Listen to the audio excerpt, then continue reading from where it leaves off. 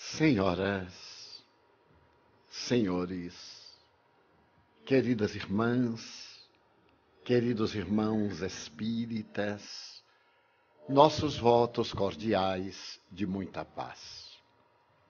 Immanuel Kant, o notável pensador, escreveu com muita propriedade que havia duas questões que o deslumbravam. A primeira delas era a grandiosidade do universo, lá fora. E a segunda era a lei moral cá dentro de nós. Este pensamento do extraordinário filósofo ainda nos deve constituir motivo de reflexão, especialmente em um momento de natureza histórica, quando mais uma vez a sociedade terrestre é sacudida por informações falsas de caráter catastrófico, assinalando que estamos próximos do fim do mundo. Eu tenho 85 anos de idade e neste período eu já vi o mundo acabar-se 13 vezes, o que equivale a dizer que todas as informações eram falseadas. Porque existe na criatura humana, do ponto de vista psicológico, uma culpa ancestral coletiva. Há uma necessidade interna de participarmos de um sofrimento coletivo, como sendo a punição divina pelos nossos equívocos. Iremos encontrar esse arquétipo sombra em nossa conduta na apresentação do dilúvio bíblico, quando a terra, dominada por torrentes de chuvas, durante 40 dias e 40 noites, foi totalmente alagada, o que é impossível. Primeiro, porque jamais poderá acontecer uma calamidade desta natureza do ponto de vista astronômico. Ademais, 40 dias e 40 noites de chuvas torrenciais, de maneira nenhuma, poderia produzir o alagamento de todo o globo, que é constituído em 3/4 partes líquidas, que se apresentam como fatores constitutivos da sua realidade. Mais tarde vamos encontrar na Bíblia outro momento castrador e punitivo, quando se refere às cidades de Sodoma e Gomorra, que se caracterizaram pela depravação, e a divindade fez cair sobre a cidade a tragédia de natureza cósmica, permitindo apenas a um casal que dali se afastasse com a condição de não olhar para trás. E a Bíblia, que é muito machista, assevera que a mulher dele, por fragilidade, olhou para trás e foi transformada numa estátua de sal. Merece considerar que esses mitos fazem parte da nossa estrutura cultural, da nossa herança atávica, do próprio processo da evolução individual, social e geográfica. Então, periodicamente, graças a essa culpa coletiva em nosso inconsciente, temos uma necessidade de proclamar que o mundo se vai acabar, porque dessa maneira libertamo-nos dos nossos terríveis delitos. Mas mesmo que essa hipótese pudesse tornar-se realidade, o mundo jamais se acabaria nesse estado catastrófico de determinadas calamidades. Mais recentemente, utiliza-se aquele que tem a tendência das parcas da mitologia grega, de sempre entecer a túnica da tragédia para a humanidade, de que esses dados teriam caráter científico e estariam fundamentados no calendário maia. Eu tive a ocasião de compulsar os 10 livros, especialmente norte-americanos, traduzidos ao português, a respeito do que seria essa tragédia, assinalada pelo dito calendário maia para o dia 21 de dezembro do ano 2012. Portanto, dentro de no máximo 40 dias, 30 e poucos dias. Essa referência parece sustentar-se no que se denominam as várias tragédias coletivas que têm ocorrido neste milênio. Por exemplo, recordamos-nos que no dia 26 de dezembro do ano 2004, às 8 horas e 15 minutos do horário de Brasília, a Terra foi sacudida por um tsunami que teve lugar no Oceano Índico, levantando com o choque das placas tectônicas uma onda de 30 metros que avançava na direção das praias com a velocidade de 800 quilômetros por hora, o que veio consumar, afetando 11 países, especialmente a Tailândia, a Índia, Sri Lanka, as Ilhas Fifi e etc., e ceifando em 10 minutos 235 mil vidas. Pode-se dizer que foi a maior tragédia do novo milênio, do novo século, a partir, portanto, dessa chegada do ano 2000. No entanto, o que não se relata é uma questão ainda mais trágica. Aqueles que morreram, talvez, fossem liberados de problemas muito mais graves do que os que sobreviveram. Mais de 1 milhão de pessoas perderam casas, identidade, documentos, familiares, objetivos, e entraram em profunda depressão e num estado de inquietação chocante, até hoje ainda não recuperadas. Mas esse tsunami logo foi absorvido pela nossa consciência coletiva, porque a criatura humana é um animal adaptável, e nós temos fatores psicológicos que nos levam a uma adaptação em qualquer situação formal, irreverente ou especial. E quando já nos acalmávamos, fomos sacudidos por um outro choque, o tsunami na Cordilheira dos Andes, que afetou gravemente o Chile, ceifando a vida de milhares de pessoas na área do Pacífico. E nós novamente fomos sacudidos pela terrível tragédia, que logo depois teria continuidade no outro tsunami, desta vez no Mar das Caraíbas, atingindo o Haiti, o país socioeconomicamente mais miserável das Américas. O que a mim me chama a atenção é que a área afetada pelo tsunami foi a área da pobreza, da miséria, exatamente da parte exposta àquela situação deplorável, em que mais de 100 mil pessoas tiveram as vidas arrebatadas e todos os bens despedaçados pela primeira e pelas ondas sucessivas. Nada obstante, no lado oposto da ilha, onde também está a República Dominicana, não houve o menor tremor na área dos spas, dos hotéis de luxo. E é claro que eu me perguntei o porquê de tanta miséria em volta da desgraça. A reencarnação explicará como teremos oportunidade de voltar ao assunto. Mas imediatamente adaptamos-nos. E nesse terrível tsunami, o Brasil vem desempenhando um papel notável, com a sua contribuição através da ONU, por meio dos casquetes azuis, quando tropas brasileiras têm mantido com outras nações o equilíbrio da comunidade total e moralmente destroçada.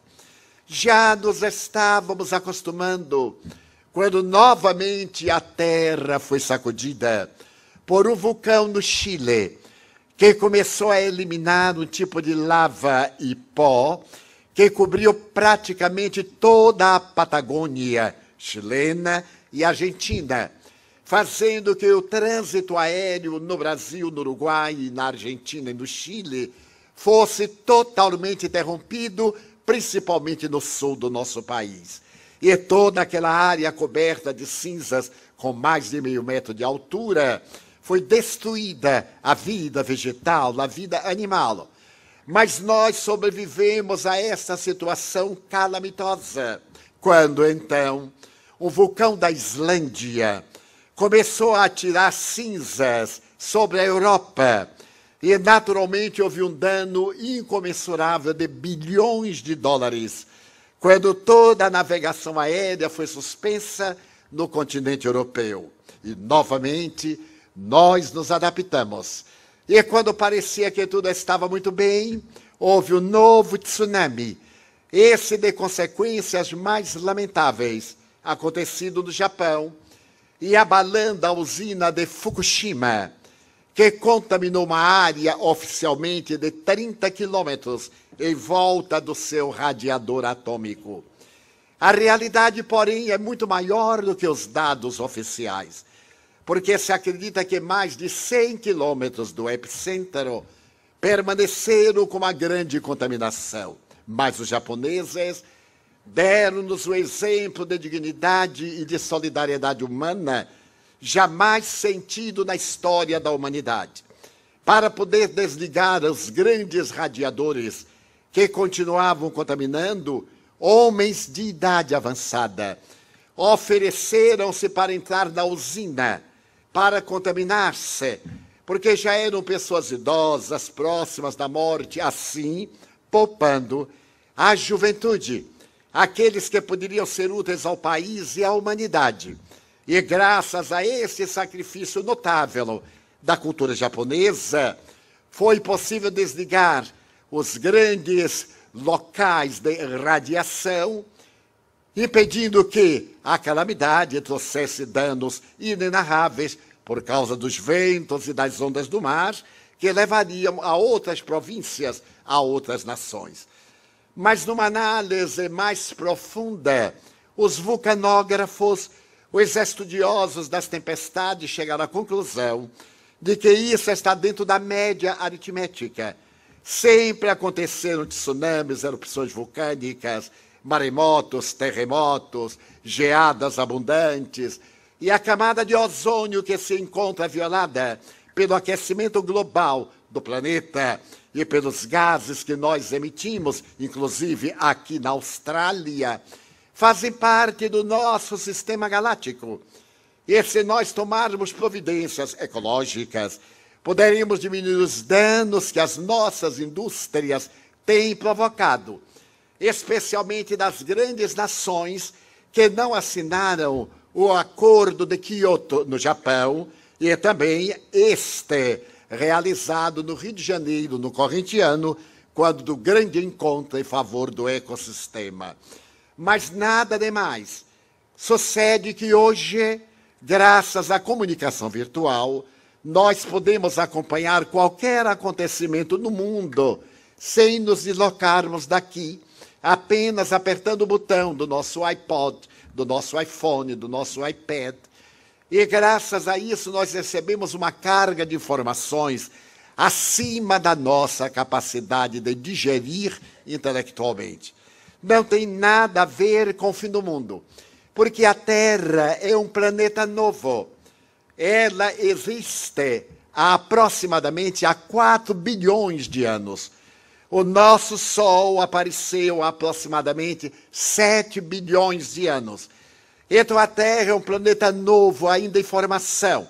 A massa, a crosta, ainda está em consolidação sobre a imensa gama do magma.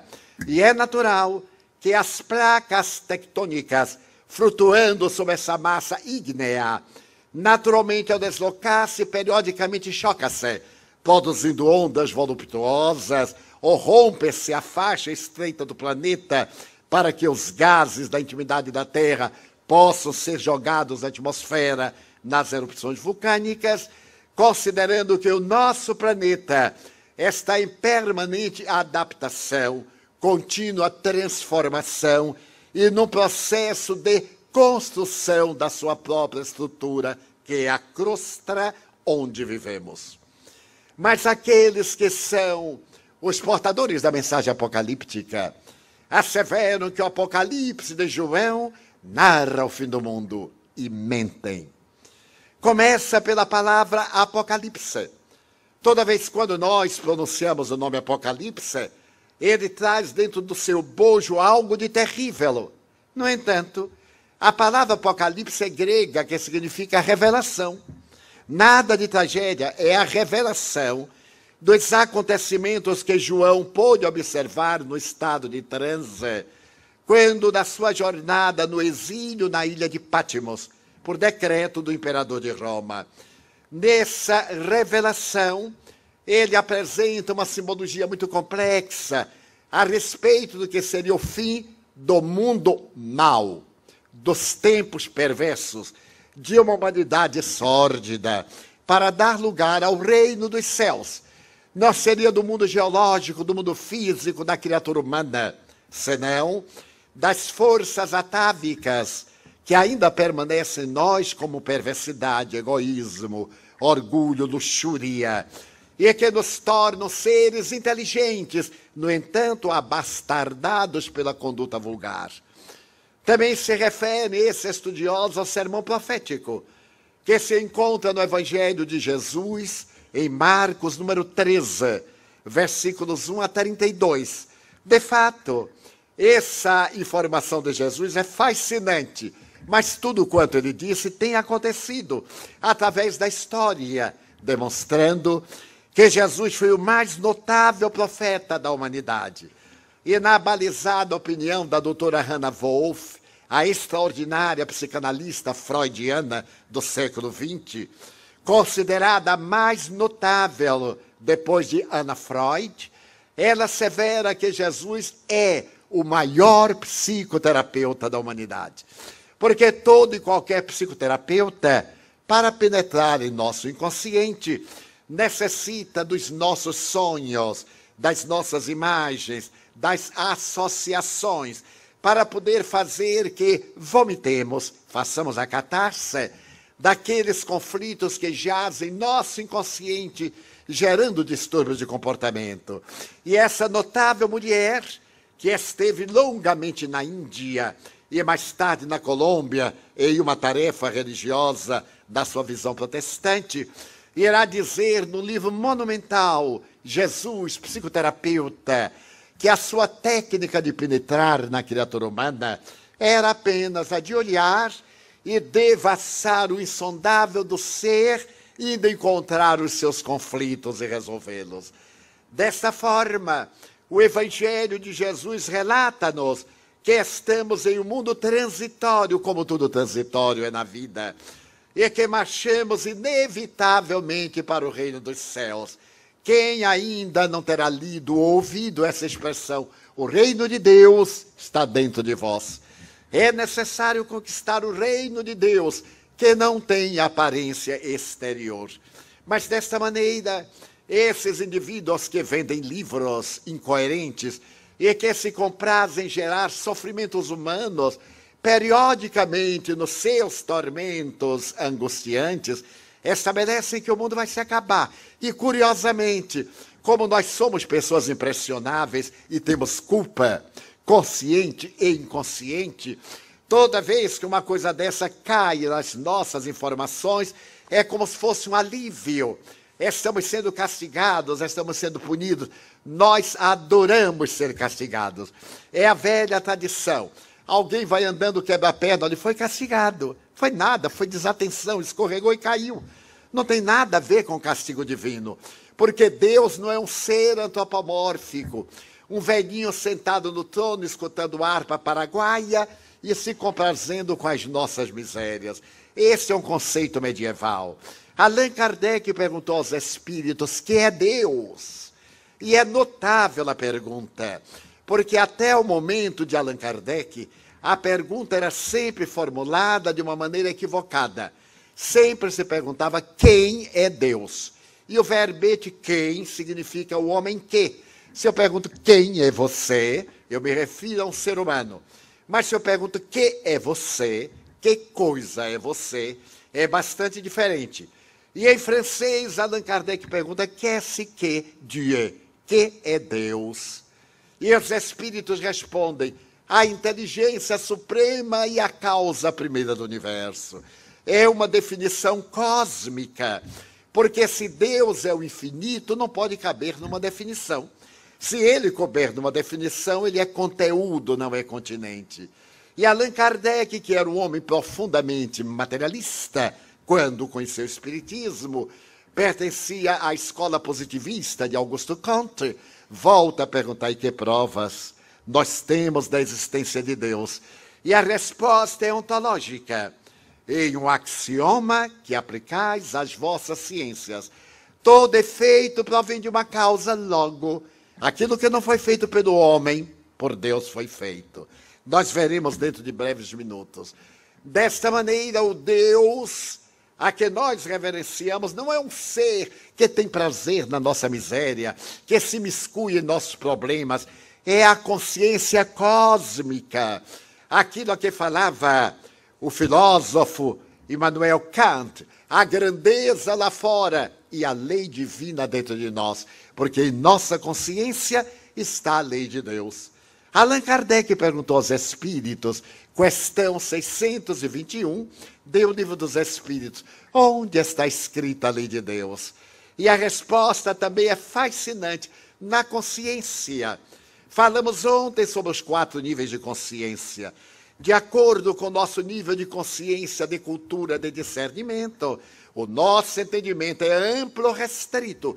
Para o homem primitivo, a adoração de um totem é a forma de expressar o seu amor a Deus. Matar um animal em holocausto ainda é a forma de expressar o seu sentimento a Deus. Nós outros, na consciência de si mesmo, na consciência cósmica, a coisa que mais agrada a Deus não são coisas, é a nossa transformação moral para melhor. Muitas vezes eu venho de uma outra religião, fui católico, com todos os meus familiares, e era muito comum nós fazermos promessas. Se eu ganhar a loteria, eu darei um pacote de vela ao Senhor do Bonfim. Eu sou baiano, e o Senhor do Bonfim é o santo protetor da Bahia. Mas é tão ridículo. Deus me dá $1 milhão e eu lhe dou um pacote de velas que custa 50 centavos. Então ele é mau negociante. Então nós temos este atavismo da promessa. Meu Deus, se eu ficar bom, eu vou proceder bem. Como se isso fosse bom para Deus. Se eu vou proceder bem, é melhor para mim mesmo. Nada de prometer a Deus essas infantilidades, como da criança. Se proceder bem, vai ganhar uma fatia de bolo. Então nós negociamos infantilidades com Deus, porque o nosso conceito antropomórfico a respeito de Deus torna-nos perpétuas crianças psicológicas. A doutrina espírita dá-nos uma visão de Deus grandiosa em nossa consciência, em nossa responsabilidade. Então pouco importa que alguém me censure, importa o que eu sou. Pouco valem as opiniões alheias, mas vale aquilo que eu realmente estou. Então essa proposta vem desmistificar todas essas manifestações terríveis, essas profecias de mentira que perturbam. Nos Estados Unidos tem havido suicídios. Para não morrer no dia 22 de dezembro, estão se matando hoje. Parece peru de Natal, que morre de véspera. Então, o bom é ficar para ver. Se chegar o dia, vai. Se não chegar, no outro dia está muito bem.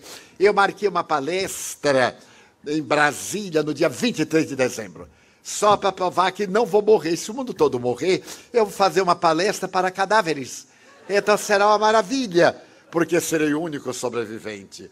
Então, é muito comum nós ouvirmos dizer, não, mas o calendário maia afirma que o mundo vai se acabar. Em realidade, há um calendário maia. E a maior autoridade na cultura maia é o Dr. Orlando Casares. Ele é o diretor do Museu de Antropologia da Cidade do México. Nos meses de março e abril deste ano, ele fez uma notável exposição maia na cidade de Bogotá, na Colômbia, quando levou a pedra que se chama Tortuguero, onde está em hieróglifos o calendário maia. E nesse calendário maia não tem nada de fim de mundo. Primeiro, porque na cultura maia ninguém acreditava no fim do mundo. O fim do mundo é um conceito judaico-cristão. Noutras religiões, como entre os indianos, os parsis e outras doutrinas, não tem nada de fim de mundo. É uma questão cultural que nós herdamos dos profetas bíblicos e que introduzimos no Novo Testamento. Então diz o Dr. Orlando Casares que esse calendário foi criado no ano 3111 antes de Jesus. Tem, portanto, 5.000 e poucos anos. Mas é um calendário tão fascinante que nos deslumbra, porque naquela época não havia astronomia, havia astrologia. E os maias somente conheciam a Terra, o Sol, a Lua e Vênus, que pensavam que era uma estrela e é um planeta que reflete a luz do Sol, por isso tem um brilho aparente. Eles construíram um calendário tão perfeito que o ano maia é constituído de 365 dias, igual ao ano astronômico por computador.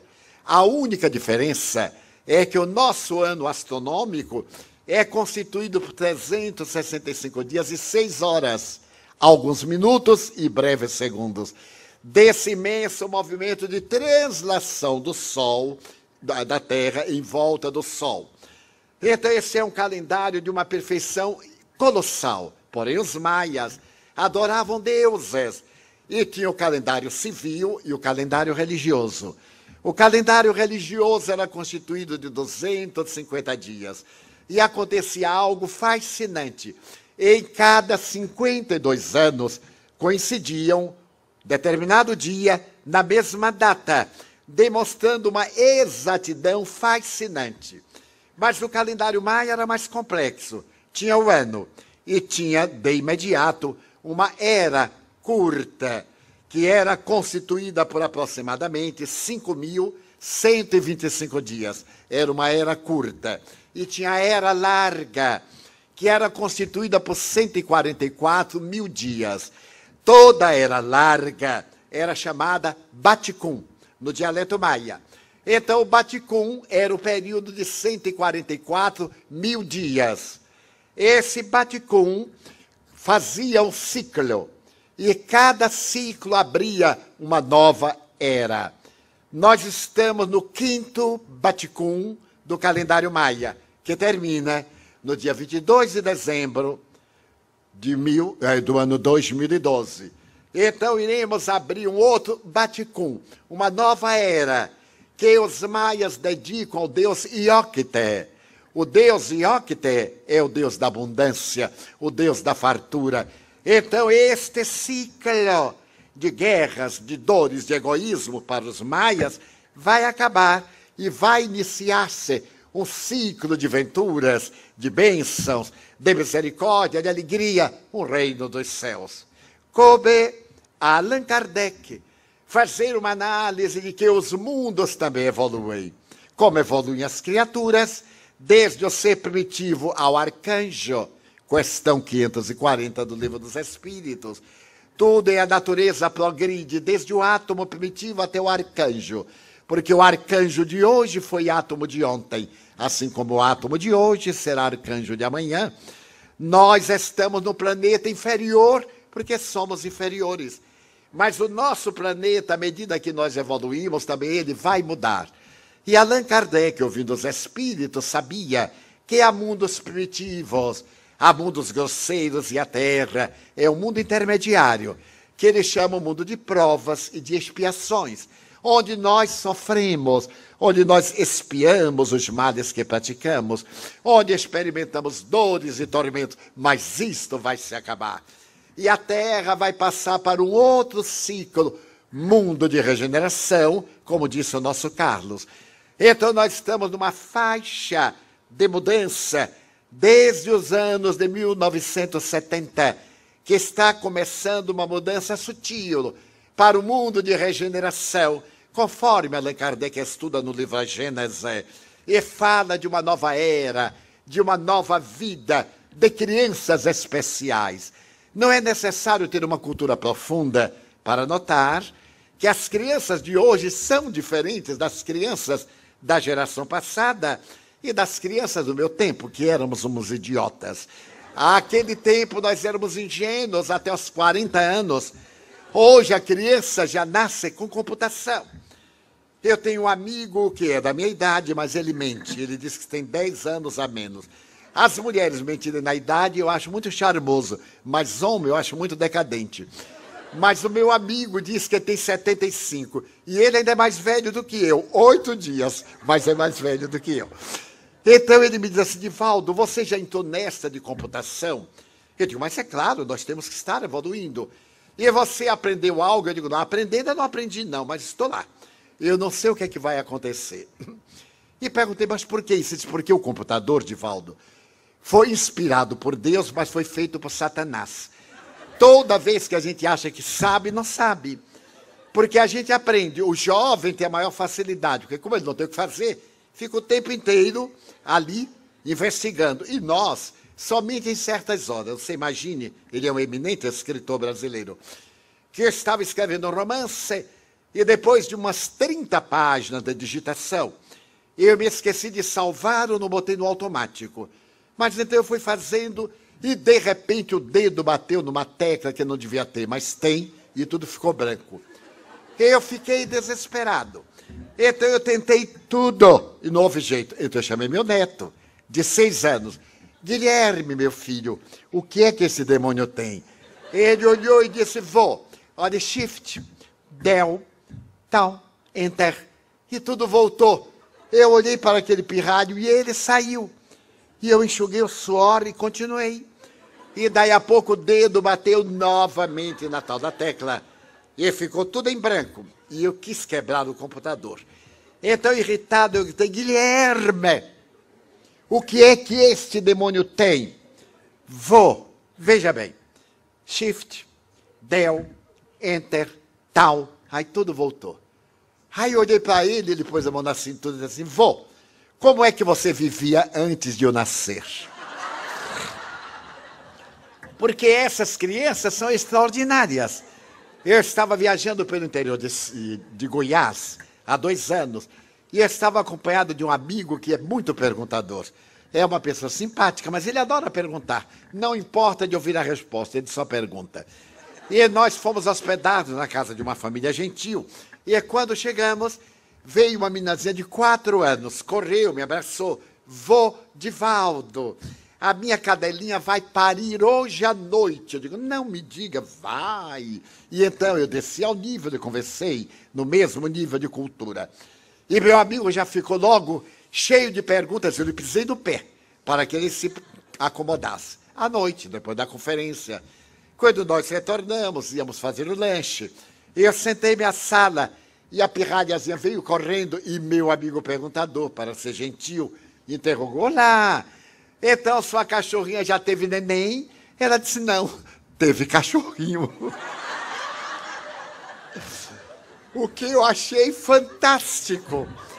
Mas como a desgraça de alguém sempre passa para a gente, eu estava rindo dele quando ela pôs a mão nas minhas rótulas e perguntou, vô, eu posso lhe fazer uma pergunta? Eu digo, claro, pode, quantas quiser.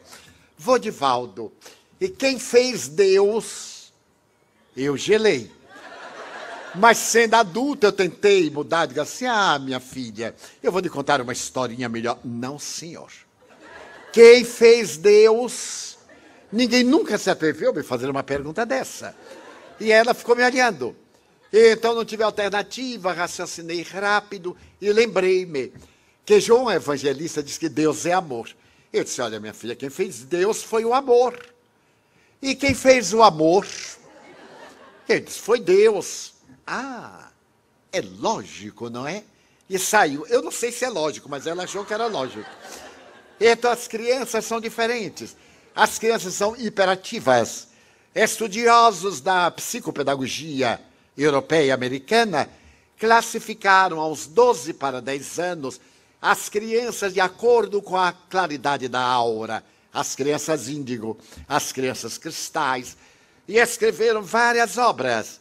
Nós não podemos nem devemos classificar crianças que são sempre crianças, mas não há dúvida que há um número enorme de crianças hiperativas, as chamadas DDA, TDAH, aquelas que têm dificuldade de fala, de comunicação, irritáveis.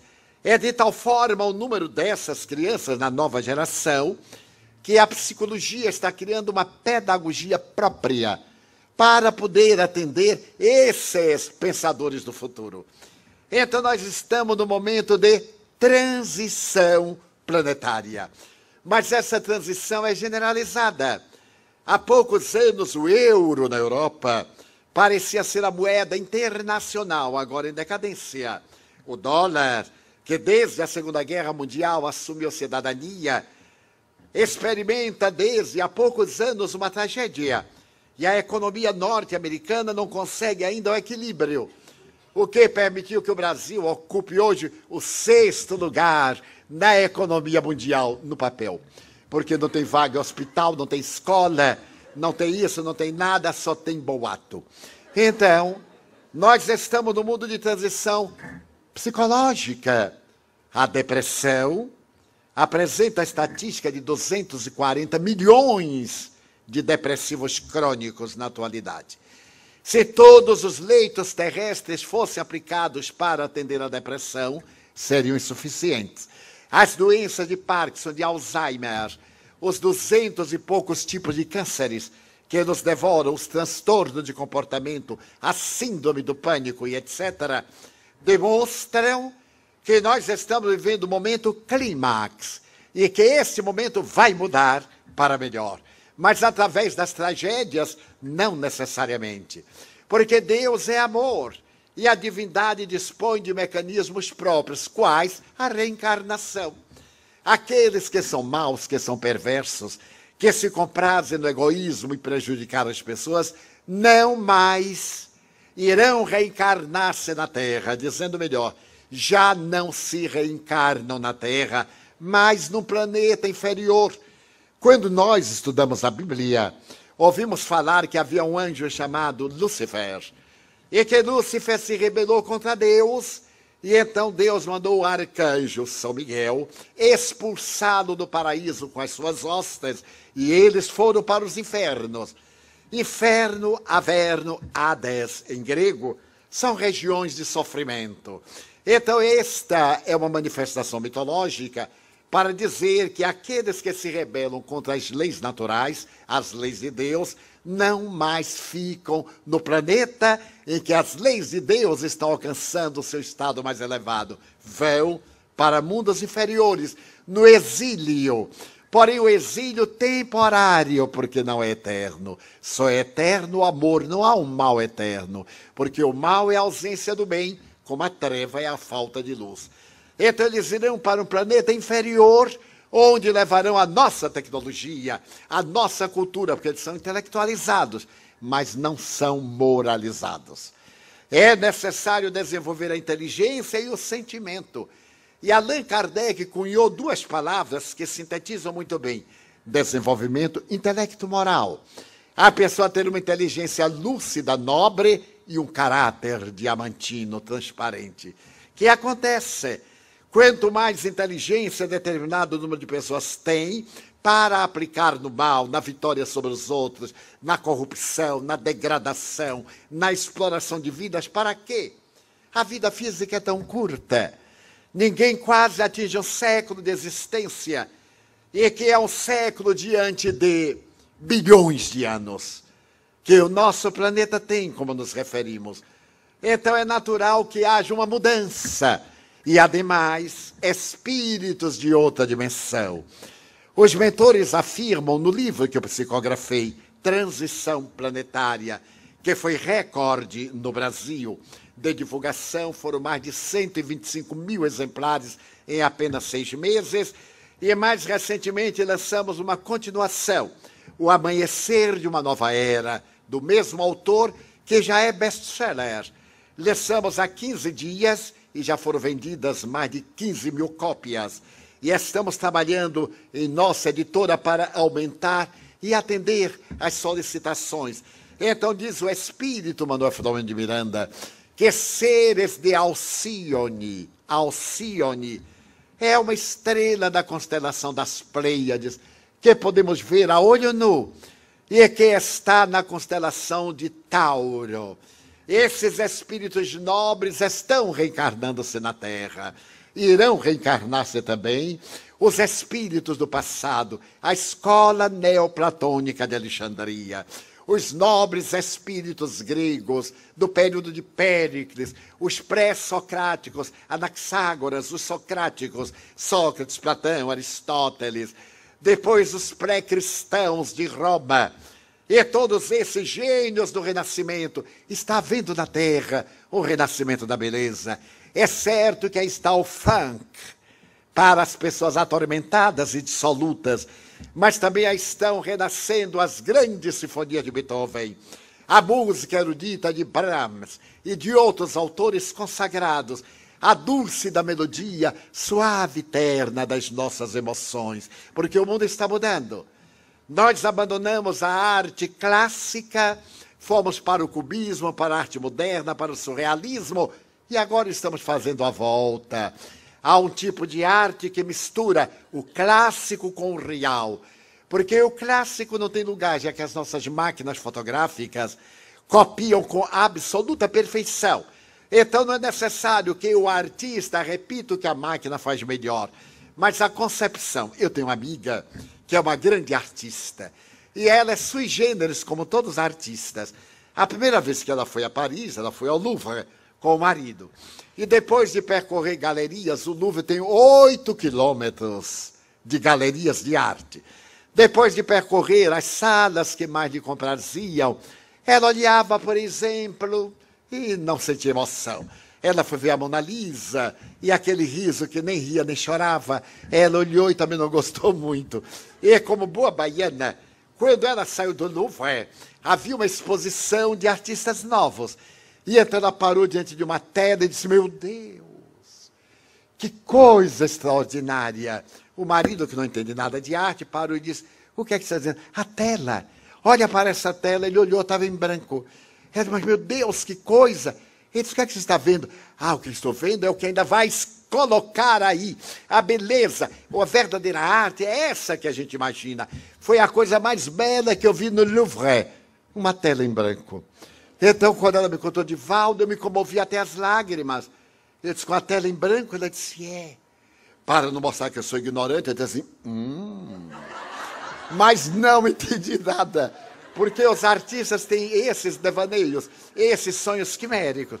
Estamos numa era, portanto, fascinante, em que nós iremos encontrar pessoas extraordinárias viajando muito. Eu as encontro e fico surpreso. Principalmente quando vejo uma criança voltar-se para mim e enfrentar uma longa vida em termos absolutamente corretos, com um raciocínio fascinante. E alguns me dizem assim, mas eu me lembro que eu vivi antes. E se nós abrirmos o Google e olharmos crianças prodígio, vamos ver um menino japonês de 4 anos tocando piano, a mãozinha não dá para uma oitava. Ele senta ao piano e toca um clássico, e depois ele volta a ser uma criança. Esse jovem russo que disse que veio de outro planeta, que é a reencarnação, enfim, a Terra, está num momento extraordinário de mudanças. E o mundo vai se acabar? Vai. É claro, porque tudo que começa, termina. Mas não será hoje, porque o nosso planeta é sustentado pelo Sol, como os demais planetas do nosso sistema. E o Sol, para manter o nosso equilíbrio, converte massa em energia na quantidade de 420 milhões de toneladas por segundo. Então, há uma combustão que gasta 420 milhões de toneladas por segundo. E então o Sol vai morrer, porque vai acabar a massa. Ele não terá energia para a gravitação, para o eletromagnetismo, para a lei quântica forte, a lei quântica fraca. Então vai se transformar numa estrela anã. Mas quando isso se dará? Breve, dentro de 11 bilhões de anos. Eu realizei uma conferência numa cidade do sul do Brasil sobre dados astronômicos. Eu gosto muito e tenho uma boa memória para eles. Então eu fazia uma análise de certos dados fascinantes e fazia a comparação com a revelação do Espiritismo. E falei que o Sol ia se acabar e, claro, o sistema ia se consumir, porque se entrava em choque e se diluía. E quando eu terminei, veio uma senhora. Hoje é muito difícil calcular a idade da mulher, porque graças à cirurgia plástica, ao silicone, à massagem, a gente olha e nunca sabe. Ela chegou com o ar de 40, mas eu percebi que tinha 60, porque tinha assim umas marcas indeléveis. Não sei se os senhores sabem a técnica feminina que eu vou ensinar grátis. Depois dos 40 anos, a mulher não deve dar adeus assim, de maneira nenhuma, porque há uma sutil modificação estrutural. E essa foi uma amiga que me disse, a mulher que é mulher, ela dá adeus, porque aquela está perfeitamente rígida. Ninguém descobre a idade, mas essa, com os seus 60 e cara de 40, quando disse, Divaldo, eu vi os 60 anos. É verdade que o mundo vai se acabar? Eu disse, claro, é verdade. Mas quando será? Eu digo, não, não é agora. É dentro de 11 bilhões de anos. Ela pôs as mãos postas e disse, meu Deus, o que será de mim que ainda não me casei? Vai ter tempo de casar, divorciar, renascer alguns milhões de vezes. Então o mundo vai se acabar sim, porque é uma questão astronômica. Mas ele pode se acabar por outros fatores. Se por acaso um asteroide, esses vagabundos do espaço, caírem na Terra. Já houve uma ocasião em que caiu um asteroide tão grande que levantou uma poeira que cobriu o planeta por milhões de anos. Quando então extinguiram-se os dinossauros. Graças a esta providência divina, aquela espécie foi destruída. Nós temos hoje o crocodilo, que é uma herança do antigo dinossauro, uma lagartixa, que é ainda uma continuação, uma tartaruga. Mas aqueles monstros pré-históricos, esse terrível astro, ao levantar a poeira, tirou a oxigenação, apagou a luz do sol e a vida extinguiu-se. Mais tarde caiu um outro asteroide na Sibéria e causou uma depressão de milhares de quilômetros no solo siberiano.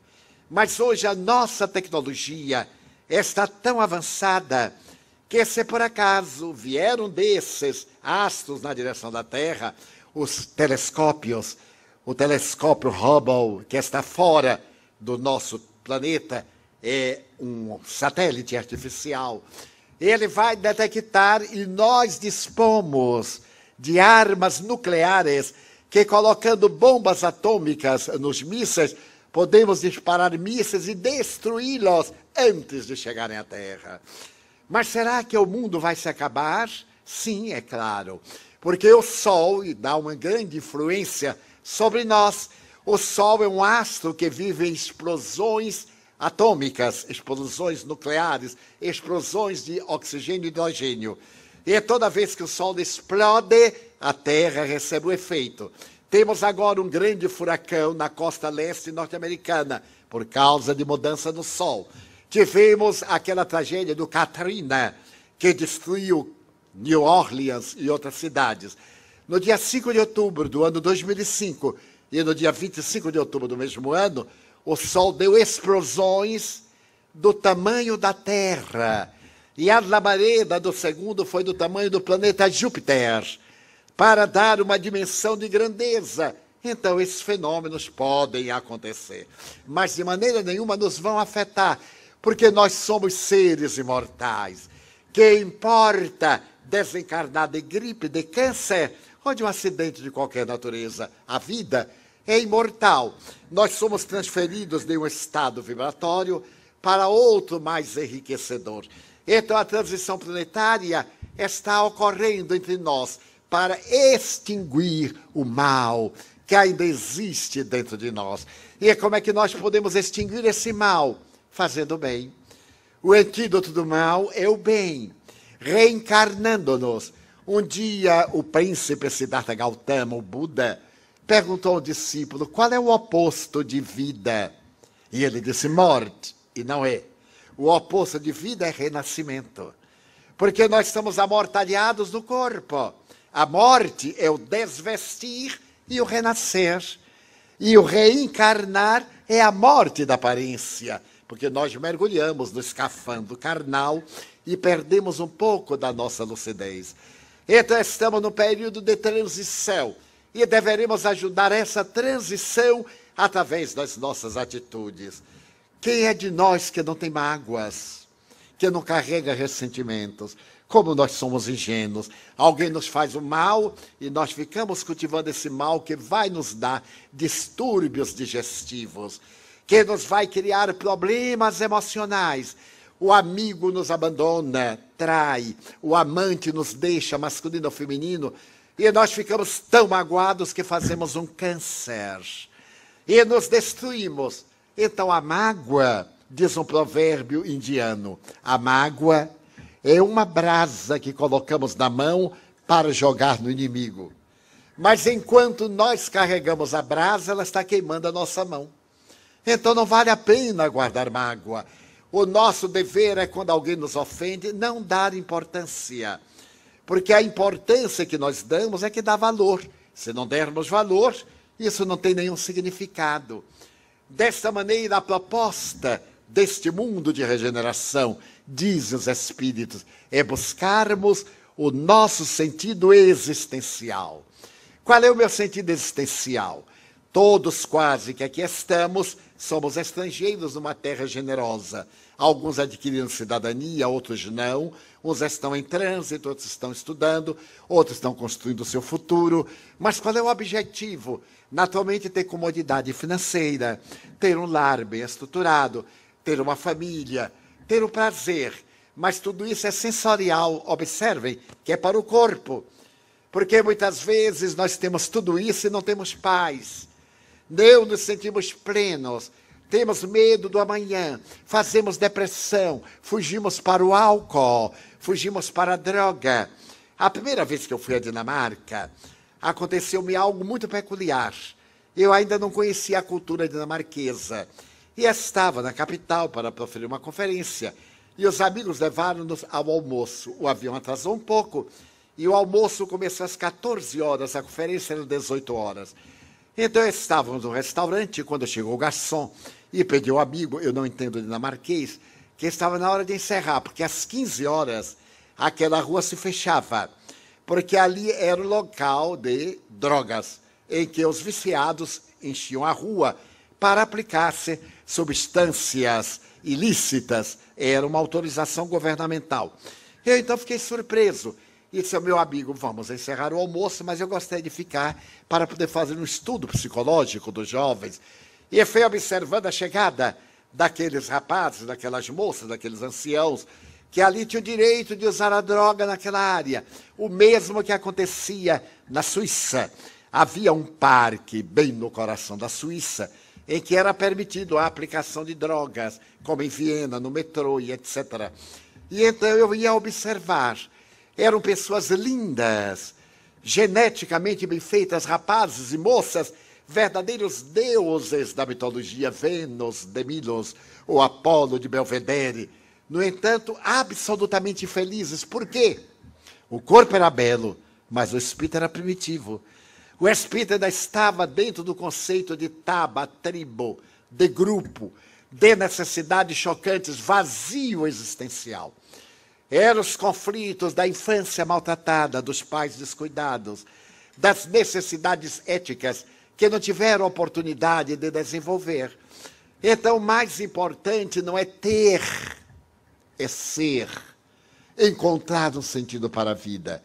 E todos nós devemos encontrar esse sentido para a vida. Seja ele qual for, se é jogador de futebol, procure ser o melhor jogador de futebol. Se é dançarino, procure ser um as ou a primadonna. Se você gosta de arte, procure dar a sua vida. Se você deseja ser um pai de família, ter uma família, cuide da família. Ela é a sua meta. Como disse o grande neurologista e psiquiatra Viktor Frankl. Viktor Frankl viveu em vários campos de concentração da Segunda Guerra Mundial. Ele era judeu e terminou por viver em Auschwitz. Nós visitamos Auschwitz há 2 anos, no mês de maio. E eu estive bem na cela em que ele esteve. Este homem sobreviveu ao martírio do campo de concentração. Viu seus pais serem assassinados, sua mulher, todos os familiares. E ele sobreviveu porque ele disse, eu tenho que sobreviver. Eu tenho a meta, denunciar os crimes nazistas. Então eu vou sobreviver. E sobreviveu. É muito comum nós dizer, eu não aguento, ainda mais nós latino-americanos e brasileiros, adoramos ser infelizes. Já notaram como nós gostamos de ser infelizes? Como vai? Mais ou menos. Não tem nada de mais ou menos. Estou bem, estou vivo. Pode haver nada melhor do que estar vivo. Pior é quando está morto, congelado, aí não tem mais jeito. Então nós adoramos essa infelicidade. Eu fui funcionário público, Deus me deu esta alta honra. Eu fui funcionário público. E ser funcionário público no Brasil é uma prova. E Deus achou pouco, eu me tornei chefe de seção. Então eu tive a expiação. E eu tinha uma colega que adorava ser infeliz. E eu sempre fui muito otimista. Atendi o balcão, porque eu gosto de conversar. Aliás, eu não sou de conversar muito, tá se vendo. E eu estava ali atendendo. E um dia ela chegou para mim e perguntou assim, Divaldo, como é que eu estou? Estava acabada.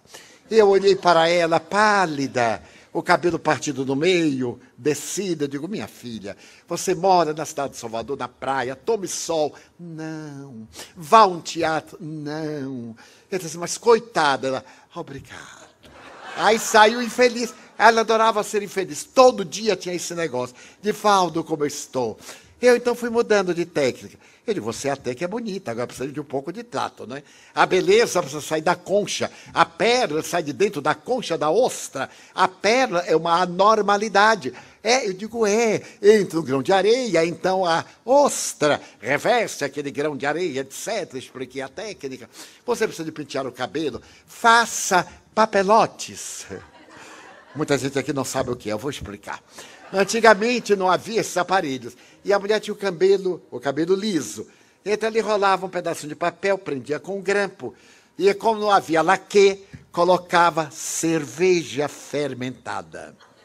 Imagine o que os maridos sofriam. Aquela criatura com aquela cabeça de papelote, cerveja, o homem dormia até não ter como. Eu digo, faça os papelotes, porque no sábado eu tirava o papel, o cabelo ficava cacheado, né? Agora temos escova progressiva, isso e aquilo, uma maravilha.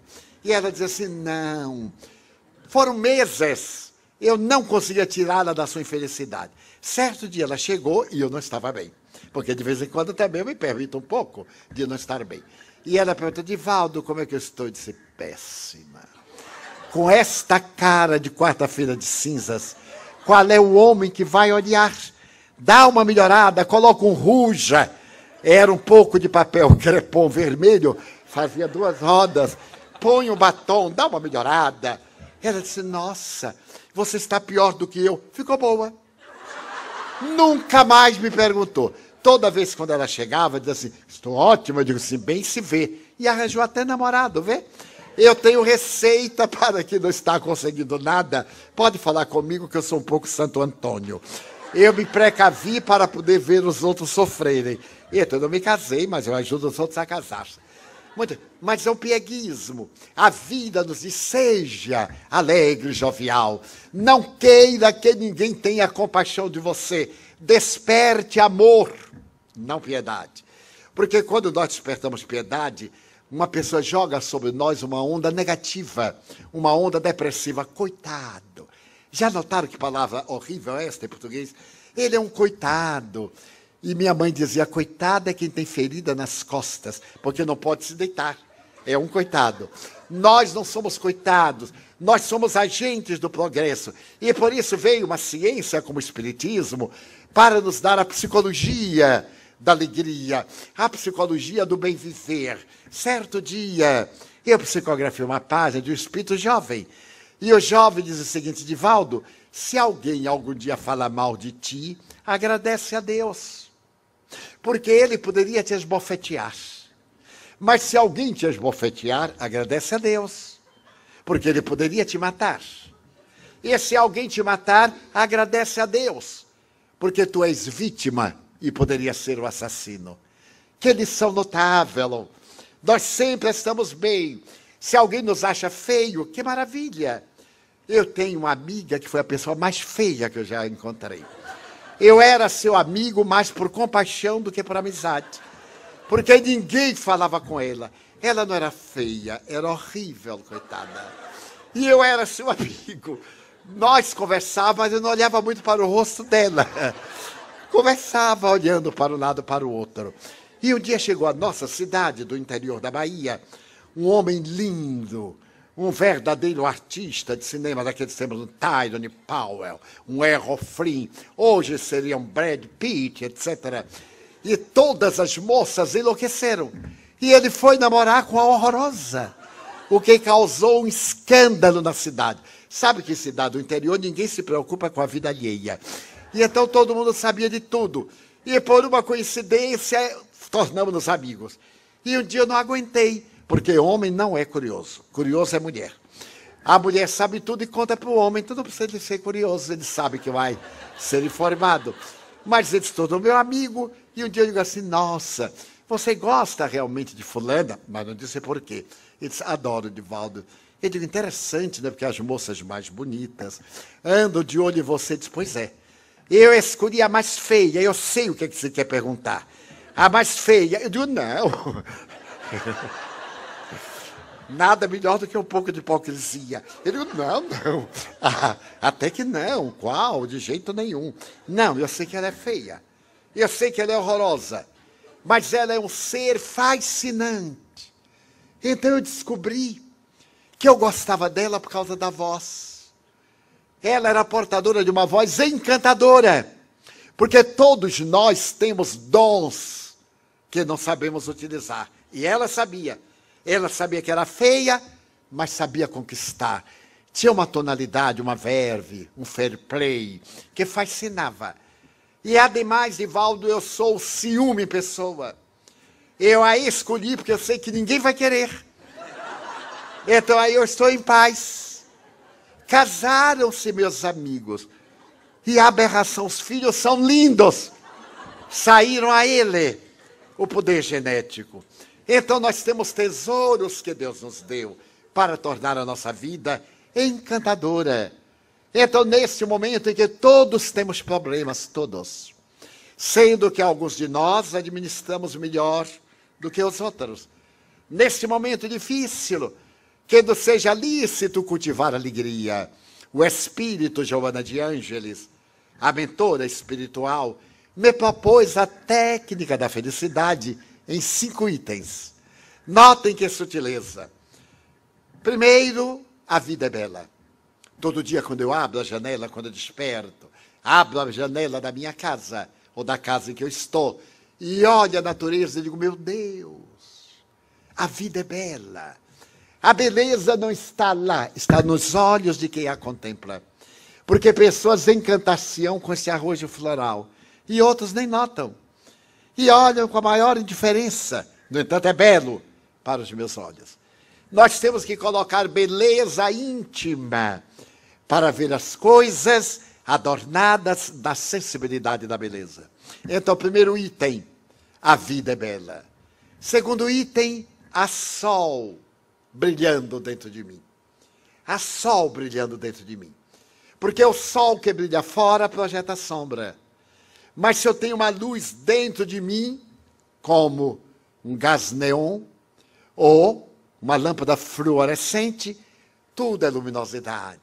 É necessário que o sol da nossa alegria irradie claridade onde quer que nós estejamos. É necessário que a nossa vida deixe pegadas luminosas, apontando o rumo da nossa plenitude. Terceiro, eu nasci para amar. A maioria nasceu para ser amada. Todo mundo quer ser amado. Eu tenho um amigo que me diz, eu só me casarei com a mulher ideal. E depois de muitos anos eu o encontrei. E perguntei-lhe, então, casou-se? Ele disse, não.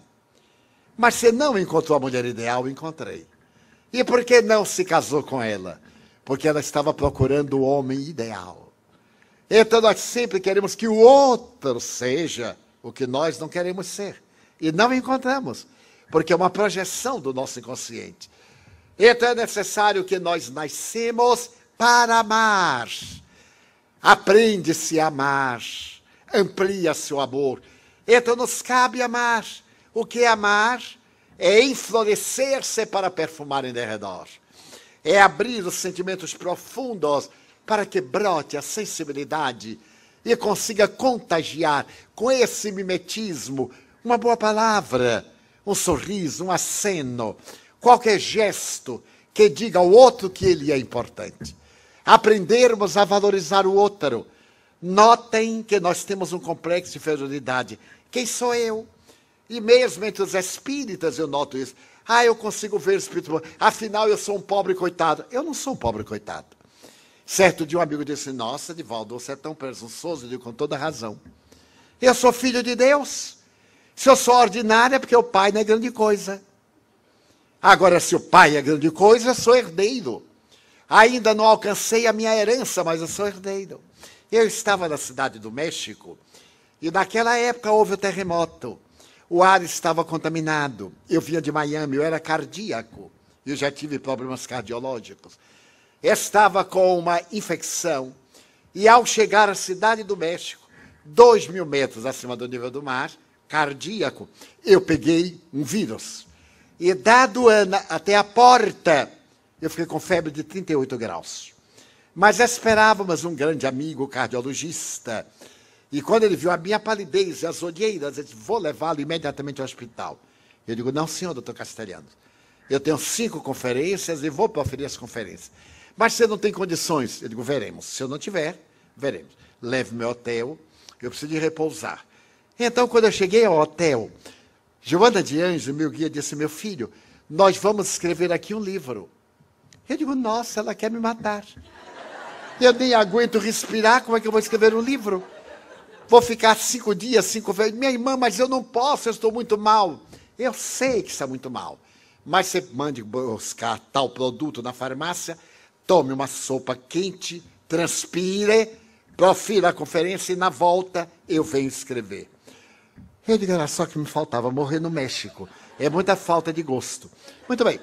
Fui à conferência, realizei a conferência no imenso salão, voltei e quando eu ia me deitando, ela, vamos trabalhar. Não tive jeito, levantei e comecei a psicografar, até às 5 da manhã. Então, naqueles 5 dias, eu psicografei um pequeno livro. Ela não me deixa ler, eu só leio depois do prefácio. E no último dia que eu viajava ao Brasil, às 5 da manhã, ela deu o prefácio e deu ao livro o nome O Filho de Deus. Eu ali vi, Son of God. Então, eu recebi o prefácio e fui ler, mas eu fiquei deslumbrado. Porque o primeiro capítulo diz mais ou menos assim, tu és filho de Deus. Tu és herdeiro do universo. Eu achei aquilo tão maravilhoso. Abri a janela do hotel no 40º piso. Olhei a cidade do México, que é num pântano imenso dos maias antigos. Os edifícios rasgando a neblina, o céu estrelado. Eu então fui lendo encostado à janela, ainda febril, e eu digo assim, meu Deus. E ela aqui ao lado, eu disse, minha irmã, então tudo isso é meu? É, meu filho. Toda a cidade do México é meu filho. As estrelas é meu filho. Minha irmã, e quando é que eu vou herdar isto?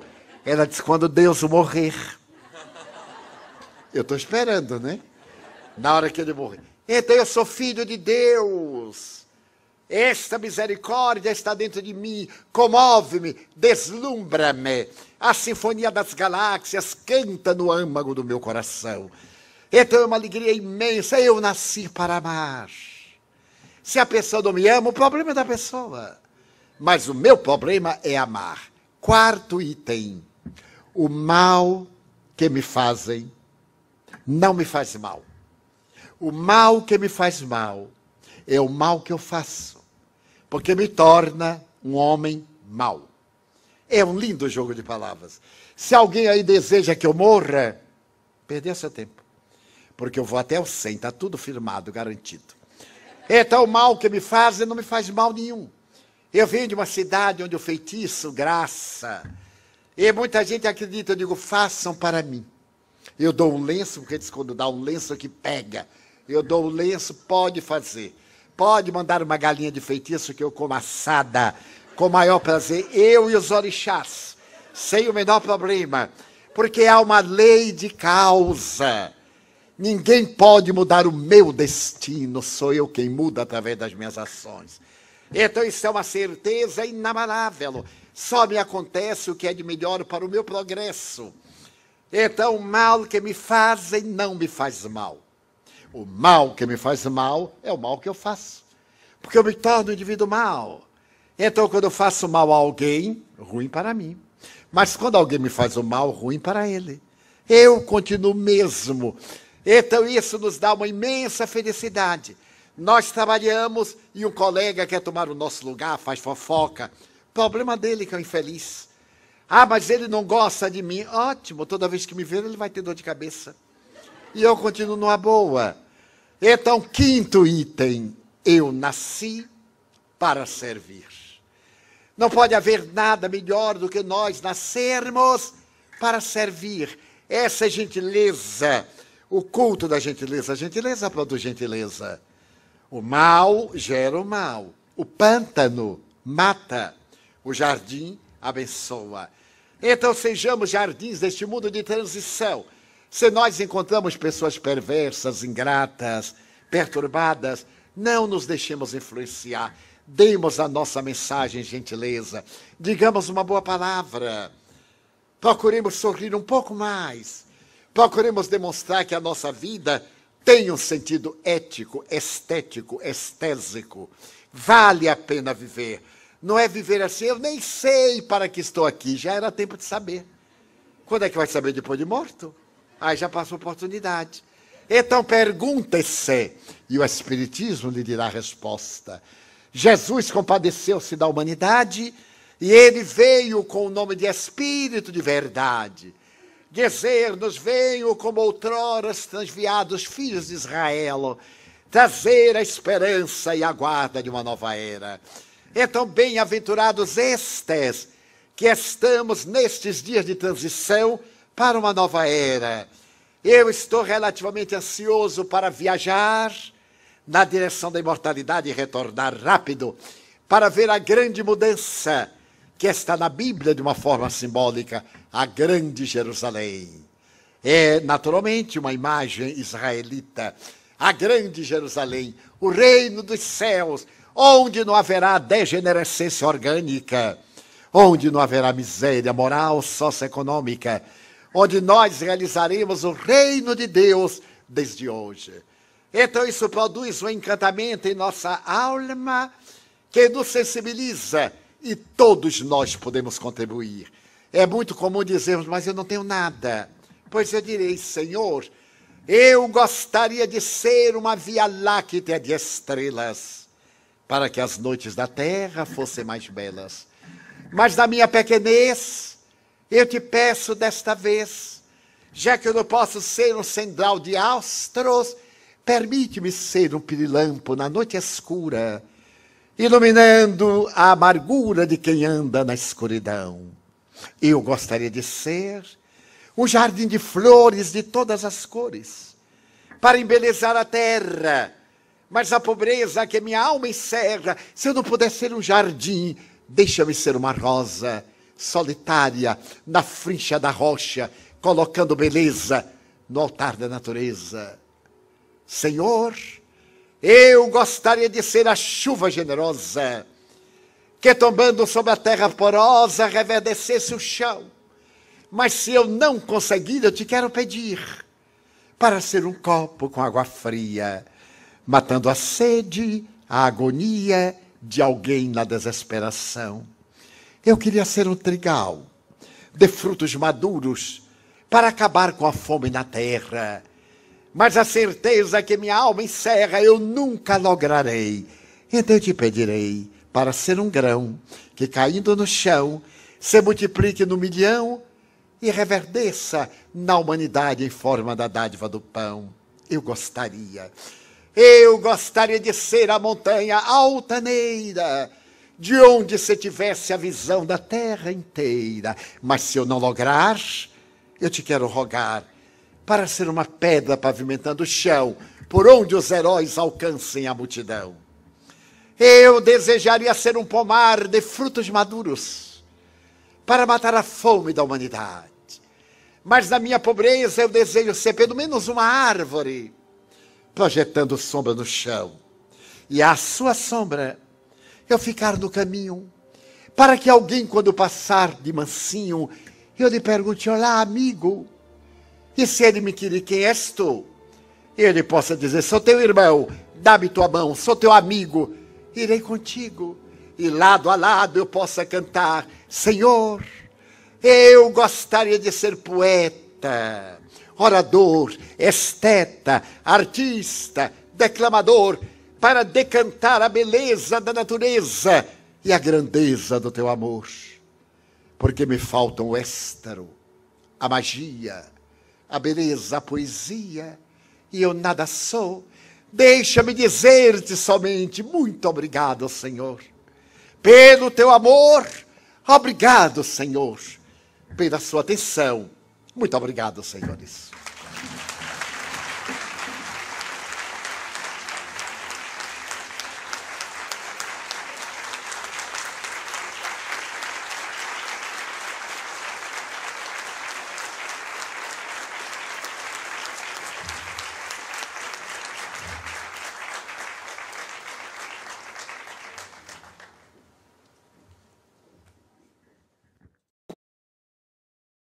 O que o senhor diz sobre a previsão do equinócio e alteração do grau do eixo da Terra, ocasionando o degelo das calotas polares e o desaparecimento de áreas como quase toda a Europa e parte da costa brasileira. E essa é uma tradição esotérica. Do ponto de vista astronômico, os melhores estudiosos dizem que não há possibilidade. Quando houver a verticalização dos planetas, como acontece periodicamente, haverá alguma mudança. Mas a questão, do ponto de vista da astronomia, ainda não é viável. Como o Espiritismo vê e explica o autismo e como podemos ajudar os autistas? O Espiritismo elucida que o autismo, genericamente, como os transtornos esquizofrênicos, as degenerescências nervosas, as anomalias fisiológicas, a anencefalia, a ausência de cérebro, a hidropsia e outros tantos processos dessa natureza são frutos da reencarnação. Em alguns desses casos, a pessoa vem com as marcas do suicídio que praticou na existência passada. Imaginemos que eu aplico um tiro na minha cabeça.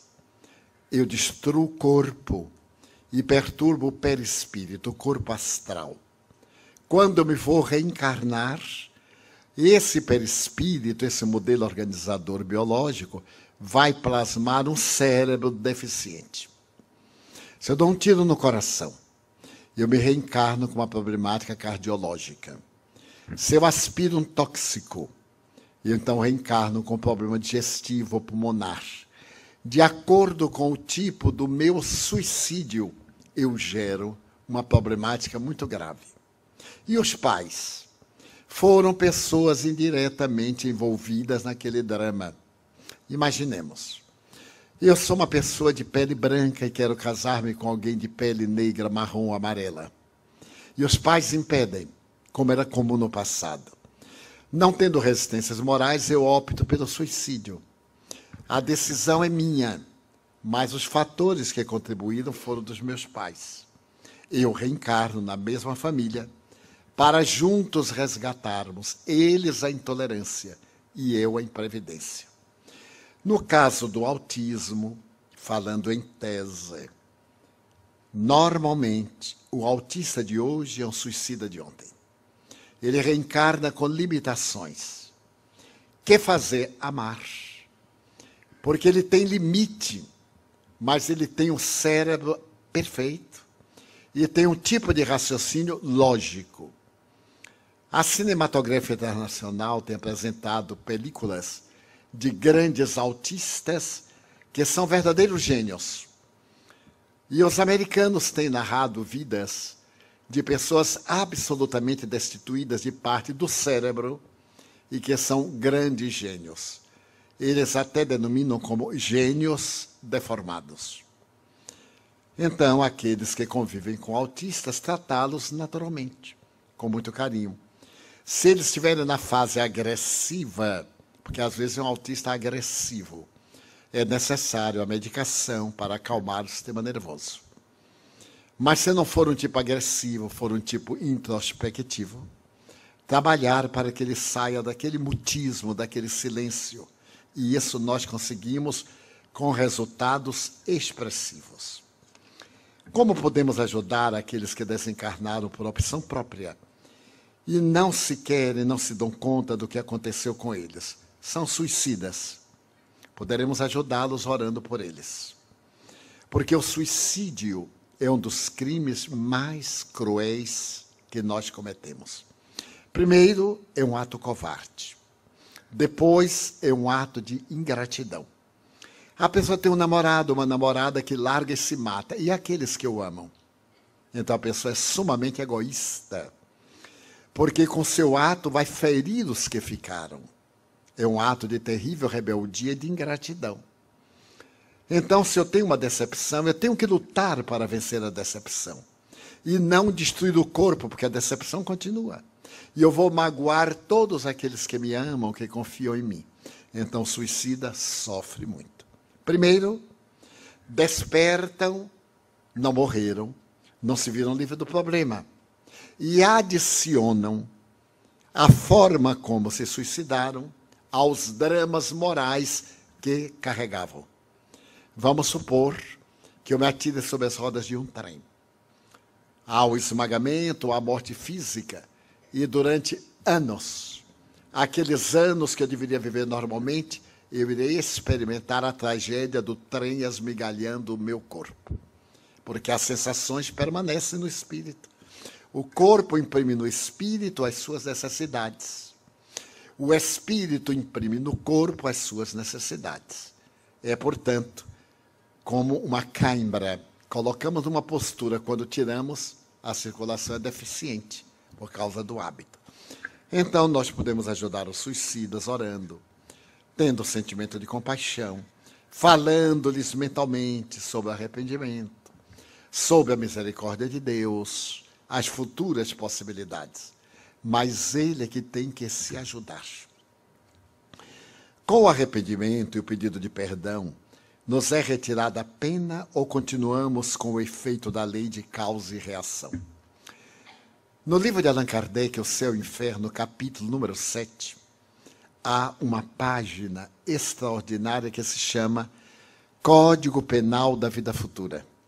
São 34 itens que dariam para um verdadeiro tratado de jurisprudência ou de direito internacional. E Allan Kardec considera exatamente essa questão. Ele diz, por exemplo, todos nós erramos. Quando nos damos conta, nós nos arrependemos. Passamos pelo primeiro estágio. Ao nos arrependermos, nós sofremos expiação. Mas isso não basta. Depois que nós nos arrependemos, então o que fazemos? Pedimos desculpas. Mas isso não basta. É necessário anular o mal que nós fizemos, através do bem que possamos fazer. Então, eu ofendi alguém e peço-lhe desculpas. É um ato generoso. O outro me desculpa, mas eu continuo em débito. Eu tenho que fazer um bem para que anule o mal que eu fiz. Eu vou ao banco e peço um empréstimo. Então, na hora de pagar, eu não posso. Eu digo, gerente, tenha paciência, me desculpe. Ele desculpa, mas eu continuo devendo. Eu só me reabilito quando cessar o meu débito. Então, o que posso fazer? Eu digo ao gerente, eu devo $1.000. Você empresta-me 3.000, eu resgato os 1.000 que devia, fico com 2.000 que eu vou investir e pagarei os 3.000 oportunamente. Se ele for um gerente hábil, ele concorda, porque dá uma outra oportunidade. Então eu faço mal, arrependo-me, procuro reabilitar-me. Se o outro me perdoar, ótimo para ele. Eu continuo devendo. Se não me perdoar, pior para ele, que passa a ser devedor. Porque é da lei. Nós temos o dever de perdoar o nosso próximo. Mas nós temos a obrigação de nos reabilitarmos perante o nosso próximo. Porque eu desencaminho uma pessoa. Vamos colocar isso em termos muito práticos. O homem seduz uma jovem e atira na prostituição. Ele se arrepende, mas ela continua prostituta. Todos os danos que lhe advenham, ele tem responsabilidade. Então, o que ele vai fazer? Tentar reabilitá-la. Mas ela já se acostumou, não quer. Agora o problema é dela. Ele, então, vai fazer o bem a outras pessoas para anular esse mal que fez. Então, em toda ação, é uma contabilidade. Deve haver. Devo, coloco, regularizo. É uma lei, portanto, extraordinária, porque nos dá dignidade. O inconsciente coletivo tem responsabilidade nas tragédias planetárias de maneira nenhuma. As tragédias planetárias fazem parte do processo da evolução. No Livro dos Espíritos, na terceira parte, Allan Kardec pergunta: o que pretende Deus com a destruição? E os Espíritos respondem: é necessário que tudo se destrua para poder renovar-se. E o que pretende Deus? Fomentar o progresso. Na 742, o que pretende Deus com a guerra? Por que existe a guerra? Por causa da predominância da natureza animal do indivíduo sobre a natureza espiritual e o desbordar das paixões. E o que pretende Deus com a guerra? Apressar o progresso, porque aquele que não ouve o amor ouvirá o sofrimento. Portanto, é uma lógica. A doutrina tem uma lógica, uma ética cartesiana, perfeitamente básica. Como interpretar a relação do Oriente contra o Ocidente? Se o homem tem o poder de destruição através das armas nucleares, mesmo assim o mundo estará protegido da destruição? De maneira nenhuma. É o quarto fator que pode haver o fim do mundo, uma guerra nuclear. Mas esta guerra nuclear, dizem os estrategistas militares, não acontecerá. Acontecerão guerras locais, porque uma guerra nuclear, o vitorioso morrerá em cima do vencido. Porque a radiação será levada pelos ventos para o mundo inteiro e todo mundo sofrerá o efeito da desintegração nuclear. Então ninguém se atreverá, a não ser os psicopatas, a atirar uma bomba de efeito nuclear, vamos dizer, a Austrália, que é um verdadeiro continente. Vamos supor que tivesse 3 países. Atira uma bomba sobre o país X, mas a bomba não fica somente ali. Os ventos vão levar e atinge o país que entregou. Há uma obra notável de um grande místico italiano, Pietro Baldi, A Grande Síntese. E ele diz exatamente isso. Uma terceira guerra mundial é improvável, porque o vencedor tombaria sobre o vencido. O que acontece? As grandes nações provocam guerras nos países dos outros. Vejamos a Líbia. Os Estados Unidos de um lado, a China e a Rússia do outro. A Síria. Estão brigando nos outros países. Uns protegem os revolucionários, os outros protegem o ditador. E assim eles se liberam das armas ultrapassadas. Porque os depósitos de armas estão sempre em renovação. O que é que fazem com as armas antigas? Vão para a Colômbia, vão para os países da África, nesse comércio nefando das grandes nações, protetoras da paz e fomentadoras da guerra. Então nós vimos, com todo respeito, não é nossa área política, mas uma análise, nós vimos os Estados Unidos querer implantar a democracia no Oriente. É um sonho. Uma cultura de 5.000 anos, como era a antiga Pérsia, hoje o Irã. Uma cultura como a do Iraque, 5.000 anos. A antiga Babilônia, a antiga Síria. Não pode ter liberdade democrática por causa das ditaduras multimilenares. E depois, vocês estão obrigados a ser, a partir de agora, democrata. Mas se a democracia é a liberdade de escolha, como é que eu posso obrigar a pessoa a ser livre? Em verdade, não era nada disso. Não havia armas nucleares de extinção coletiva, como ficou provado. Era interesse do petróleo. As guerras, como agora no Afeganistão e etc., com todo o respeito, são de interesses econômicos. O que é que prevê a cultura moderna? É que no ano 2025 é provável que haja uma grande guerra. Não por causa do petróleo, por causa de água potável. A dessalinização ainda não é suficiente para transformar a água do mar em água potável. Dubai, Abu Dhabi e outros já conseguem um pouco, mas não é suficiente. Então é necessário que nós economizemos água. Estamos sendo advertidos pelo ecossistema porque 3/4 partes do mundo são aquosas, mas não água potável. No nordeste do Brasil tem o maior lençol de águas do mundo, salobra. Portanto, é mesmo que não ter. Dessa forma, a relação do Oriente com o Ocidente vem desde a Idade Média. A grande responsabilidade é das cruzadas, o ódio ainda é das cruzadas.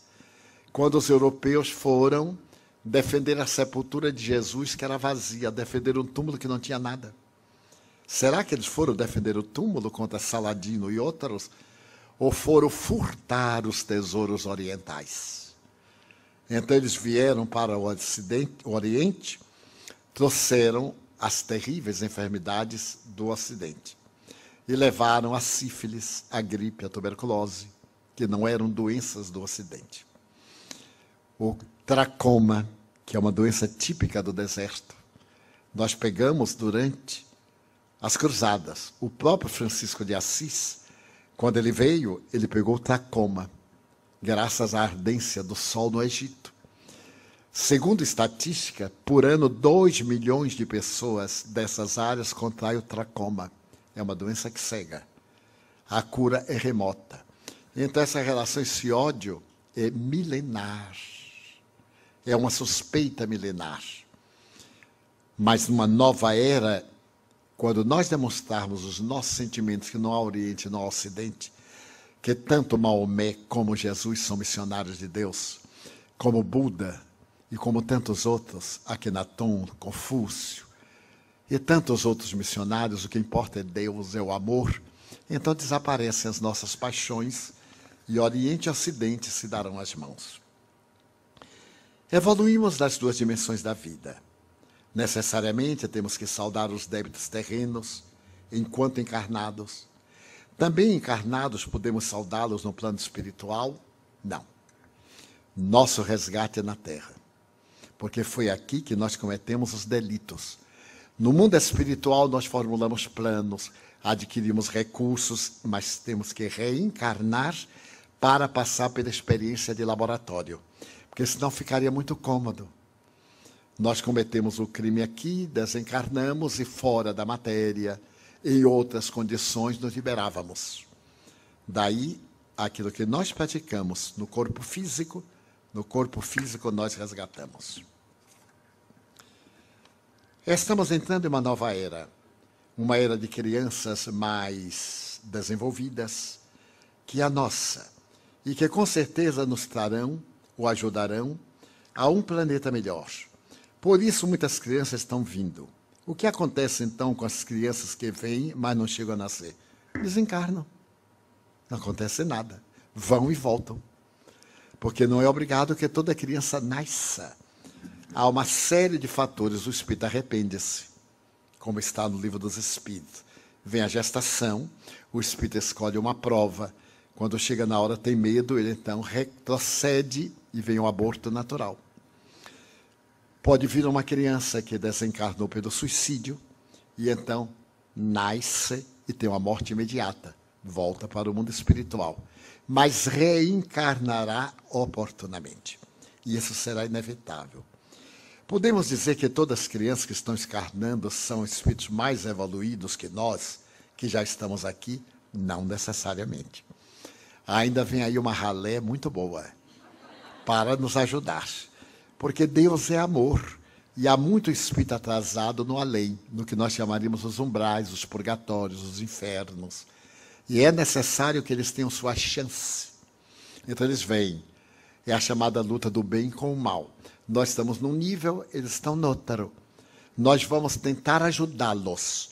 Se eles perseverarem no mal que lhes apraz, irão para o exílio, mas terão a chance da reabilitação. Os drogados que não são maus, mas estão viciados, depois de sua desencarnação, poderão voltar a este planeta? Poderão não, vão voltar. Porque eles são viciados, porque optaram por isso, são responsáveis. Se eu opto pelo tabaco, pela droga ilícita, pelo sexo desvairado, a opção é minha. Eu fico viciado depois que comecei. Eu não nasço viciado. Então eu tive a opção de ser ou não ser.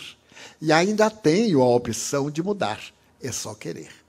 Mas como me é muito mais cômodo viver no transe, na alucinação, no êxtase, então eu opto. Eu reencarno na próxima, com graves distúrbios do sistema nervoso central, com graves conflitos da personalidade, com vazio existencial, com dramas de consciência, porque eu usei mal a minha inteligência. A inteligência é para usar para o bem, não para o prazer exclusivamente. Porque o prazer é sensorial, o bem é emocional. Então eu ouço uma boa música, eu me deleito. Mas eu quero ter o prazer do orgasmo, eu tenho que ter a coabitação. Posso e devo ter, mas a forma que eu usar a outra pessoa, eu gero karma. Se eu uso a pessoa com meu egoísmo e abandono, o que lhe acontecer a partir de agora, eu sou o responsável. Não é apenas usar e dar uma de que não tem nenhuma responsabilidade. Nós somos responsáveis pelos atos, dos efeitos que produzem. Então, antes de agir, pensar, para evitar comprometimentos. Hoje recebi um e-mail bem interessante, cuja mensagem diz: dos pensamentos surgem as palavras, das palavras a ação, da ação o hábito, do hábito o caráter, do caráter o destino. O que viria após o destino, ou como isso poderia ser explicado? Muito fácil. Ninguém age sem pensar. Somente as pessoas inconsequentes é que agem por impulso. Toda vez que eu tenho algo, eu penso. Primeiro é o campo mental. Quando eu penso, eu elaboro. Quando eu elaboro e repito, eu crio um hábito. Esse hábito fará o meu bom ou o meu mau destino. Que eu serei feliz ou serei desventurado. Vamos dizer que eu tenho o hábito de palavras chulas, palavras vulgares. Eu digo por hábito expressões. Há pessoas que não fazem uma frase sem dizer um palavrão. Por quê? Viciado, mal educado. E há outras que fazem imensos discursos e não dizem uma palavra vulgar, o hábito. Então nós temos bons e maus hábitos. Quem não tem bons, tem maus hábitos. A isso chamamos educação. Criar hábitos saudáveis. Então é uma pessoa educada. Quem tem hábitos doentios é uma pessoa deseducada. Então qual é o destino? Se a pessoa é educada, é uma pessoa pacífica, harmônica. Se não é, é uma pessoa desequilibrada.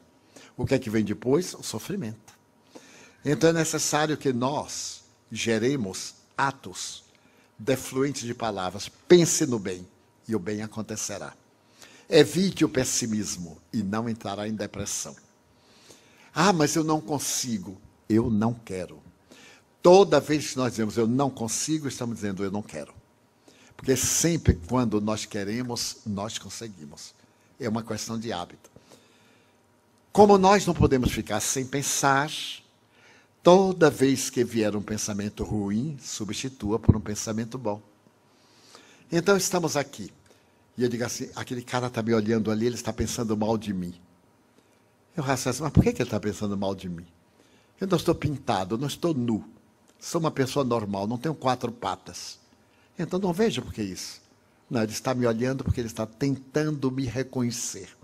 Aí eu vou rir para ele. Aí eu olho, acabou-se o problema. Então, toda vez que vier um pensamento ruim, põe um pensamento bom. Os psicólogos dizem que durante o dia nós temos 95 mil pensamentos. Eu não sei como é que eles contaram. 95 mil. 90 mil repetitivos, depressivos, pensamentos viciosos, negativos. E isso nas pessoas normais. Nos anormais, 95 mil pessimistas. Temos aí uns 3 mil pensamentos mais ou menos. E alguns pensamentos bons. Vamos reverter a ordem. Vamos cultivar os pensamentos bons o máximo de tempo. Não é ser santo, não. É pensar coisa boa. Porque é o prazer de pensar coisas negativas. É um prazer mórbido. É um costume. É o hábito de querer ser infeliz. Eu encontro pessoas que têm tudo para fruir de uma vida agradável e que fazem tudo para ser antipáticos. Até nós no Brasil temos esse ditado: se a gente pode complicar, para que facilitar? E aí vive complicando a vida. Eu, por hábito, não reajo, por hábito. Algumas vezes eu escorrego, mas por hábito não reajo. E certo dia eu ia caminhando e veio uma pessoa, deu uma trombada em mim e me derrubou. E ainda me olhou com raiva. Eu digo assim: desculpe estar na sua frente. Eu não previ que via um trator sem freio. A pessoa desarmou, né? Porque me derruba e ainda tem razão. Desculpe eu estar na sua frente. Se eu tivesse previsto, eu deixava o trator passar. E como eu disse em palestra anterior, quando me pisaram no pé aquela montanha, eu digo: não está sentindo uma coisinha fofa embaixo do seu pé? Ah, estou. É meu pé. Tire a sua pata de elefante. Aí eu dei uma patadinha. Tire a sua pata de elefante de cima do meu pé. Então, é sempre bom cultivarmos pensamentos bons. Ah, mas eu não tenho jeito. Leia. Tem ali o livro Vida Feliz. Não é propaganda, não. É anúncio.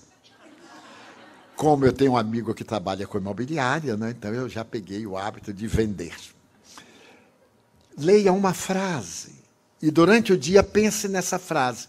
Abra o Evangelho segundo o Espiritismo. Se não é espírita, abra o Imitação de Cristo, que é uma obra da Idade Média, uma obra notável, de Tomás de Kempis. Leia uma frase e durante o dia pense naquela frase. Eu diariamente leio uma questão do Livro dos Espíritos de Allan Kardec. Há 58 anos que eu leio todo dia. Hoje, com o iPad, eu acho chiquérrimo, né? Então é só clique, aí eu olho. E durante o dia eu fico pensando. Vem uma coisa, vem outra, eu volto. Então não há tempo para me aborrecer. Se a coisa me aborrece, eu digo: estou perdendo o meu tempo. Aí eu volto o pensamento. Porque o fato de ficar aborrecido não resolve o problema, piora. Então aconteceu o problema, eu digo: deixa para lá, vai resolver. E daí a pouco ele se resolve. Então é muito fácil encontrar a nossa plenitude. É somente buscar. É possível passar uma encarnação com obsessão sem saber e saber somente quando passamos para o outro lado? É sim. Há muito mais gente obsidiada do que pensa. Porque nós vivemos num mundo de vibrações. Os semelhantes se atraem, os contrários se afastam. É uma lei da física. Todo semelhante se atrai. Vivemos em sintonia. Se eu tenho uma vida depravada, eu vivo cercado de espíritos vulgares, então eu sou um obsidiado. Se eu tenho uma vida saudável, eu sou inspirado por espíritos bons, então eu sou um inspirado. Estamos sempre assessorados pelos espíritos. Mas não é tese do espiritismo, não. É o apóstolo Paulo que diz: há uma nuvem de testemunhas. Essa nuvem é de desencarnados. Muitas vezes a pessoa é vítima de temperamento hostil, temperamento rebelde, reações contínuas, ressentimentos, ciúmes desordenados, paixões, e são influenciadas por espíritos maus que se comprazem na prática do mal. O que fazer? Ore mais. Medite um pouco. O dia tem 24 horas. 10 minutos para você, o você interno, 10 minutos. Ah, eu não tenho tempo durante o banho. Já que está ali tomando banho mesmo, fico pensando na coisa boa. Durante a hora que faz a barba, ou que cultiva a barba, que penteia o cabelo, ou que não penteia o cabelo. Sissi, a imperatriz da Áustria, que é tão bela, demorava 3 horas sendo penteada. As amas penteavam-na para botar joias 3 horas. E ela era uma jovem tão inteligente, era a imperatriz da Áustria, aproveitava essas 3 horas do penteado para aprender francês. Então a mestra de francês ficava dialogando com ela, enquanto as amas penteavam-na. Então ela fazia 2 coisas de uma mesma forma. Nós poderíamos ganhar o tempo. Enquanto fazemos a barba, pensamos numa coisa boa. Planejamos o nosso dia. Enquanto penteamos, já imaginou o tempo que a mulher perde ou ganha despenteando o cabelo? Eu tenho um caso muito interessante. Aconteceu em Hollywood. A moça ia ter um casamento e deixou para pentear o cabelo no sábado pela manhã, porque o casamento era tarde. Mas no sábado pela manhã, todas as mulheres vão ao salão, porque sábado à tarde tem que estar bonita, para de noite, para domingo e etc. E então ela vai a um salão, não encontra vaga, vai a outro, não encontra vaga, e chegou em casa descabelada. O marido disse, nossa, ficou bonita, quem foi que penteou? Então imagine quantas horas nós gastamos, às vezes, sem pensar em nada. O que é que está pensando? Nada. Pense numa coisa boa, preencha a hora. Quais os pontos fundamentais para enfrentar melhor nossa solidão neste plano? A melhor técnica é ajudar o outro. Se você é solitário, torne-se solidário. Quem é solidário não vive solitário. Se eu estou na solidão, eu vou visitar um asilo de velhos. E aí vou ouvir o velho contar pela milésima vez aquela mesma coisa. Porque quem não morrer vai ficar velho. Esta é a vingança dos velhos. Quando alguém diz assim, puxa, o senhor viveu muito. Então eles dão um riso e dizem, pois é, eu já cheguei até aqui, você eu não sei se chega. Olha a vingança. Então, a família jogou lá para se ver livre. Ninguém faz ideia de quanto é bom visitar um idoso.